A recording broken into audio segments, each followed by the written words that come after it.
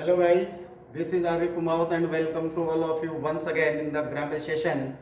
And today I am going to talk on voice again.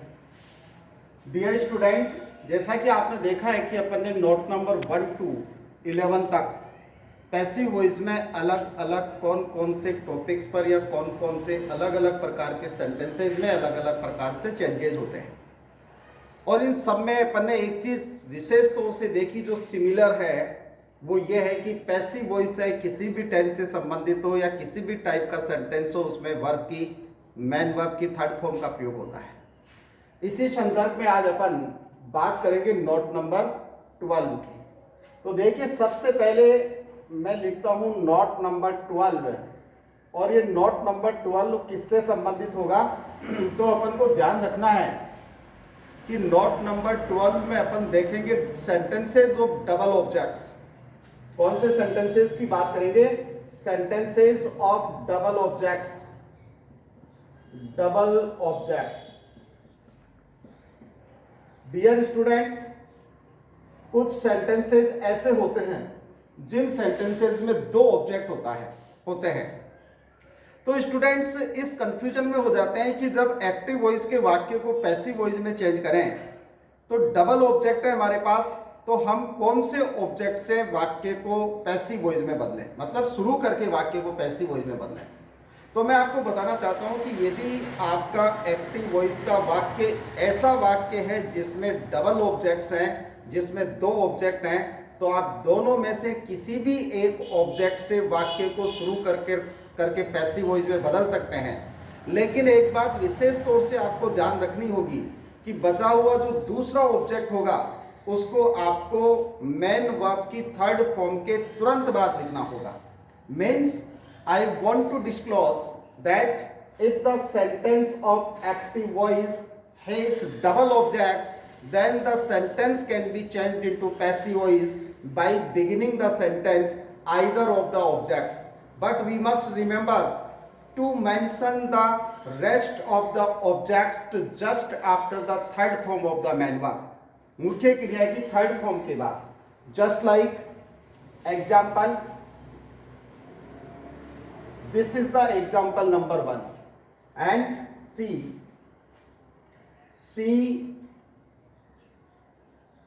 gave me a pen last month. She gave me a pen last month. Here she is the subject, gave verb, me object, a pen object, last month other words.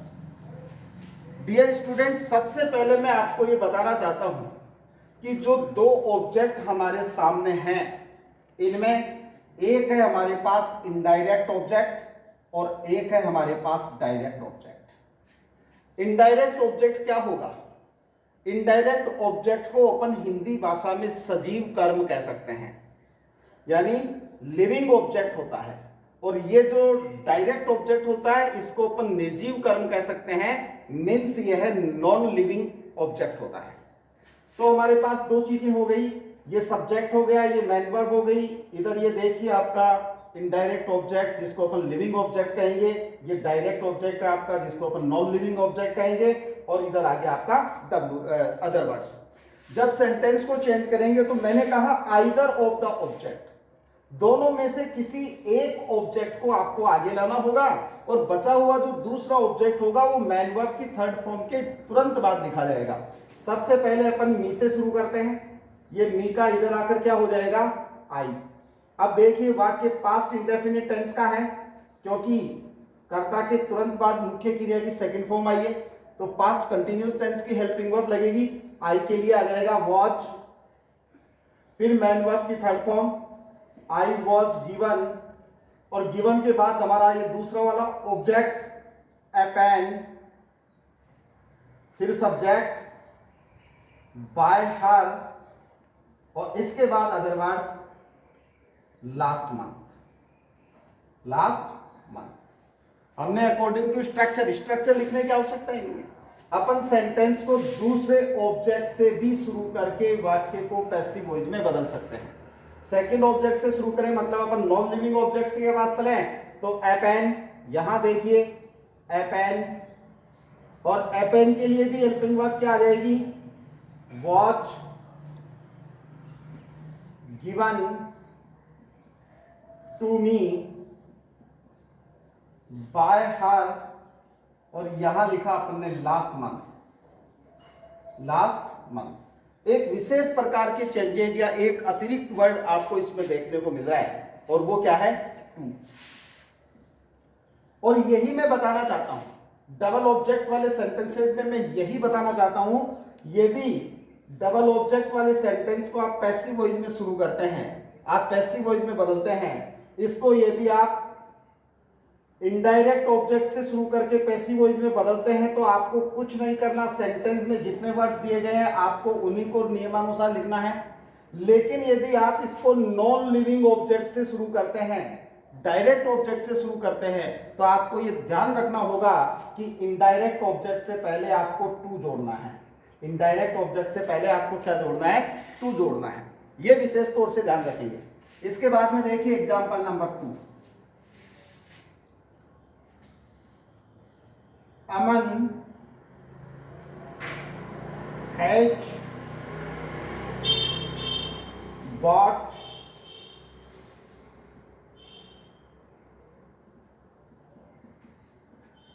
a cycle.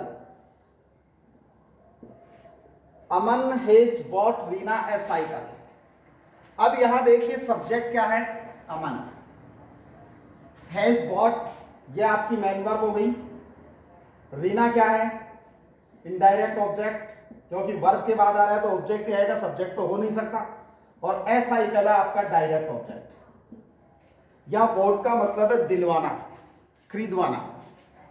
Aman has bought Reena a cycle, Aman ने रीना को एक cycle दिला दी है, यानी खरीदवा दी है, खरीद कर उसको दे दी है। यहां देखिए जब भी आप इसको, क्योंकि इनडायरेक्ट ऑब्जेक्ट को आप लिविंग ऑब्जेक्ट कहते हैं और यहां नाम है तो ये लिविंग ही होगा, और नॉन लिविंग क्या है, ए साइकिल। जैसे ही आप चेंज करेंगे सबसे पहले अपन इनडायरेक्ट ऑब्जेक्ट से शुरू करते हैं, क्या हो जाएगा, Reena.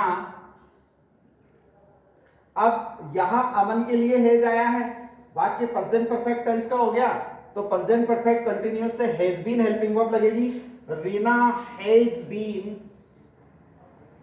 Reena has been bot,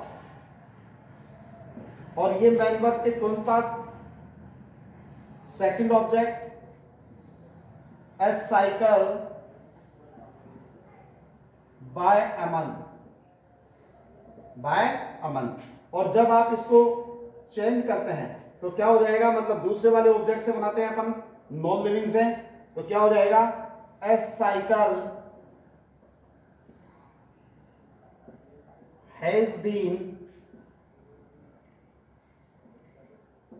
bought to Reena by Aman, by Aman. Dear students, we can see here to just before the name Reena, just before the indirect object, because our sentence of passive voice here begins with a cycle, means direct object. और जब sentence direct object से शुरू होता है तो indirect object से पहले आपको टू जोड़ना है, जो हमने यहां पर भी जोड़ा और जो हमने यहां पर भी जोड़ा। कहने का मतलब, यदि कोई सेंटेंस ऐसा है जिसमें डबल ऑब्जेक्ट्स हैं, यदि कोई सेंटेंस ऐसा है जो दो ऑब्जेक्ट्स के साथ अपने स्वरूप में है, तो आप उस वाक्य को पैसिव वॉइस में बदलते समय कंफ्यूज होने की जरूरत नहीं है। आप दोनों में से किसी एक ऑब्जेक्ट से वाक्य को शुरू करके पैसिव वॉइस में बदल सकते हैं, लेकिन ध्यान ये रखना है कि दूसरा वाला जो बचा हुआ ऑब्जेक्ट है वो मुख्य क्रिया की थर्ड फॉर्म के तुरंत बाद लिखा जाएगा। Dear students, this is the structure, this is the method to change a sentence with double objects into a passive voice, and I want to disclose that a sentence of double objects in active voice can be changed into passive voice by beginning the sentence either of the given objects. If you begins if you begin the sentence with any indirect object, then you have to add nothing, only you have to mention the rest of the objects just after the main verb. And if you begin the sentence with the direct object, then you must remember to add to just before the indirect object that you are going to mention just after the main verb. This is one thing. अब अपन note number 13 पे बात करते हैं. तो देखिए note number जो 13 होगा, अपन एक तरीके से बात करें नोट नंबर 13 और नोट नंबर जो 13 है वो है हमारा इंपेरेटिव सेंटेंसेस. अपन को ये देखना है यदि एक्टिव वॉइस का वाक्य इंपेरेटिव सेंटेंस है. कौन सा सेंटेंस है? IMPERATIVE imperative sentence. और देखिए मैंने आपको बताया था जब अपन ट्रांसलेशन पढ़ रहे थे उस समय बताया था कि इंपेरेटिव सेंटेंस की पहचान क्या होती है. इंपेरेटिव सेंटेंस की पहचान ये होती है कि ये मेन वर्ब की फर्स्ट फॉर्म से शुरू होता है या प्लीज या काइंडली जैसे भावना या भावपूर्ण जो शब्द होते हैं उनसे शुरू होता है, या फिर किसी चीज के लिए या किसी कार्य को करने से मना करने के लिए ये डोंट शब्द से या डू नॉट से शुरू होता है. तो सबसे पहले आप देखिए एक्टिव वॉइस की जो स्ट्रक्चर होगी वह क्या होगी. एक्टिव वॉइस की स्ट्रक्चर में हो सकता है वर्ब की फर्स्ट फॉर्म प्लस ऑब्जेक्ट और प्लस अदर वर्ड्स.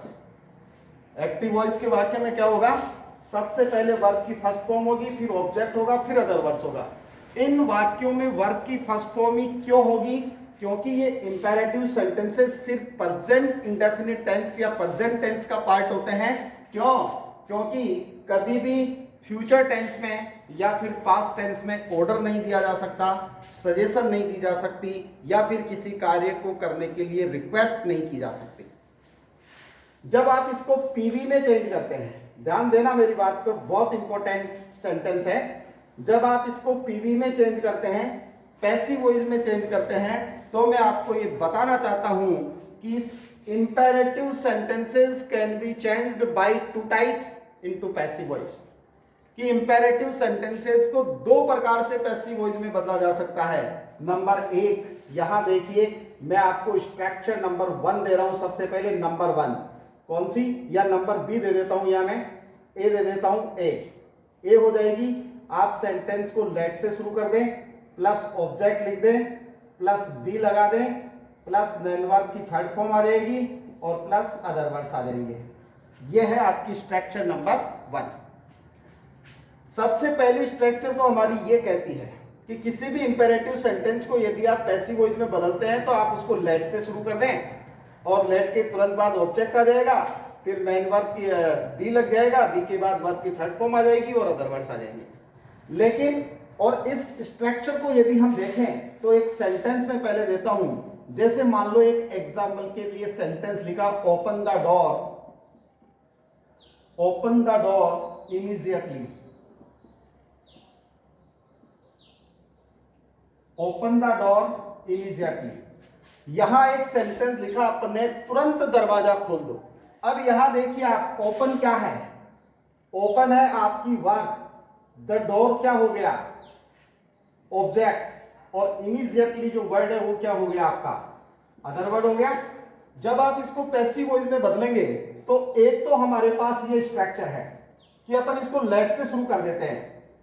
तो हमने वाक्य को चेंज किया और चेंज किया तो देखिए क्या हुआ, सेंटेंस को हमने लेट से शुरू कर दिया. लेट, फिर ऑब्जेक्ट हो गया द डोर, फिर हमने क्या लगा दी? बी, फिर वर्ब की थर्ड फॉर्म OPENED ओपन्ड, और फिर अदर वर्ड्स आ जाएंगे IMMEDIATELY इमीडिएटली. ये आपके अदर वर्ड्स हो गए और सेंटेंस आपका पीवी में चेंज हो गया. लेकिन मैं आपको ये बताना चाहता हूं कि देखिए इस सेंटेंस में एक आपको हिडन थिंग नजर आएगी. कोई कहता है ओपन द डोर इमीडिएटली, जल्दी से दरवाजा खोलिए, तुरंत दरवाजा खोलिए. इसका मतलब इसमें कोई हिडन ऑब्जेक्ट भी है. कोई व्यक्ति विशेष भी मौजूद है जो इस एक्टिविटी को या इस एक्ट को अंजाम देगा, यानी कि जो दरवाजा खोलेगा। ऐसा तो नहीं कोई कह रहा है दरवाजा खोल दो, दरवाजा खोल दो, दीवारों से थोड़ी ना कह रहा है। किससे कह रहा है? It means there is somebody else who will go and act of opening the door. कोई न कोई वहां है जो जाकर दरवाजा खोलने की क्रिया को भी संपादित करेगा। इसलिए इसमें दूसरी स्ट्रक्चर की बात करता हूं मैं। और देखिए दूसरी स्ट्रक्चर क्या है, सबसे पहले अपन ये देखते हैं, जिसको स्ट्रक्चर बी कहते हैं। स्ट्रक्चर बी ये कहती है कि आपने उस हिडन ऑब्जेक्ट को यू मान लिया। अपन उस हिडन ऑब्जेक्ट को क्या मान लेते हैं? यू मान लेते हैं। और देखिए ये जितने भी वाक्य होते हैं ये प्रेजेंट टेंस के होते हैं, इसलिए प्रेजेंट कंटिन्यूअस टेंस इंडेफिनिट के ही होंगे, इसलिए प्रेजेंट कंटिन्यूअस टेंस से हमने यू के लिए आर वर्ब यूज कर ली, हेल्पिंग वर्ब। और इसके बाद आपको करना क्या है? सेंटेंस में भाव होगा, या तो ऑर्डर होगा, या रिक्वेस्ट होगी, या इसमें कोई कमांड होगी, या फिर इसमें सजेशन होगी, या फिर कोई एडवाइस होगी। आप उस वर्ब को यूज कीजिए। देखिए यू आर या तो हो जाएगा O R D E R E D ordered, या हो जाएगा